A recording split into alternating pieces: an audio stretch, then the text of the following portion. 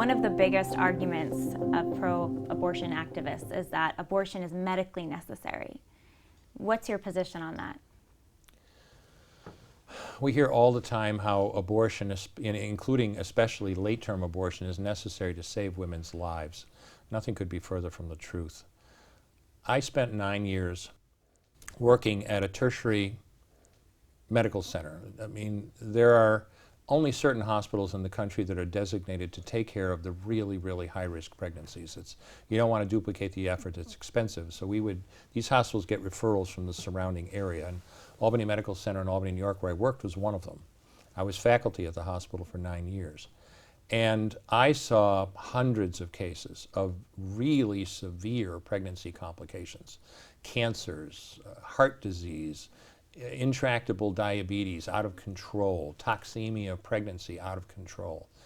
And I saved, in those 9 years, I saved hundreds of women from life-threatening pregnancies. And I did that by delivering them, by ending their pregnancy by delivery, either induction of labor or cesarean section. Delivering the baby. Delivering the baby. And I always tell people, in all of those years, the number of babies that I was obligated to deliberately kill in the process was zero, none. And I'll give you an example. The key point about late-term abortion that so many people miss is that it takes days to prepare the cervix. This is not a natural situation by any stretch. If you're going to dilate a cervix sufficiently, that starts off essentially as a pinpoint, large enough to dismember or tear apart a baby this big, that cervix has to be dilated, and that can take anywhere from 24 to 72 hours. And especially when you're talking about later term pregnancies. Most life-threatening situations, the vast, vast majority of life-threatening situations in pregnancy are not going to arise until 24, 25, 26 weeks of pregnancy and higher.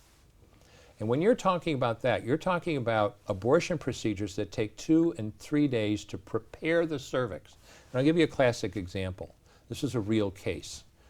A lady came to the hospital at 27 weeks of pregnancy with severe toxemia. Her blood pressure, you know, a normal blood pressure is about 120 over 80. Her blood pressure was 220 over 160. Okay, this lady would literally be minutes or hours away from a stroke. What do you do in a situation like that? We stabilized her, brought her back, did a cesarean section, had her delivered within an hour of arriving at the hospital. She and her baby did just fine. Amazing. Now, let's say we wanted to use abortion to save her life, okay? If with that kind of blood pressure and that kind of problem, if we waited 2 to 3 days to get her cervix prepared, she would never make it. She would have been dead. And that's a perfect example. You never need late-term abortion to save a woman's life. If necessary, you accomplish the delivery. Now, did every one of those children make it because they were preterm? No. But they all had a chance, and most of them did make it. What you're saying is so amazing, Dr. Levatino, because a lot of people never hear this. They assume when abortion is brought up that it's necessary to kill that child, sometimes to save the mother's life. But you're saying it may be necessary to deliver the baby, but you never have to purposely go and kill that child. That's exactly what I'm saying. So why is this such a huge argument for pro-abortion advocates to say it's necessary to kill to save the life of the mother? That argument I don't understand. In my experience over almost a decade, I never had to kill deliberately a single child to save a woman's life during pregnancy. There's a wider discussion, though. Politically, always listen very carefully to the words that are being used. You know, we need to pass law X, Y, and Z because it protects women's health. Bill Clinton, I will be happy to sign a ban on partial birth abortion so long as it includes an exception on women's health. Well, what do they mean? Now, I have a law degree, and every lawyer knows that every single word has meaning. And what Roe didn't do was define the word health. Doe versus Bolton did. It says that health, the term health, includes a woman's physical health.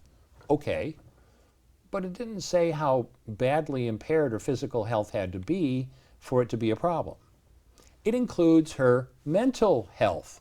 Okay, but again, how bad does her mental health has to be?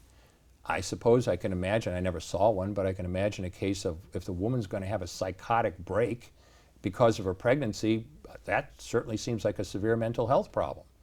How about she's under tremendous stress? How about, I just don't think I can cope with this pregnancy? That's mental health too. It includes her economic health. Whoa, how much money do you have to be economically healthy? Not defined. And if that wasn't enough, it includes her social health. What in blazes does that mean? What it means then when a politician says, I would be happy to support your bill so long as it has a health exception, translation, I would be happy to support your bill so long as it contains an exception so big that the bill is of no real practical effect.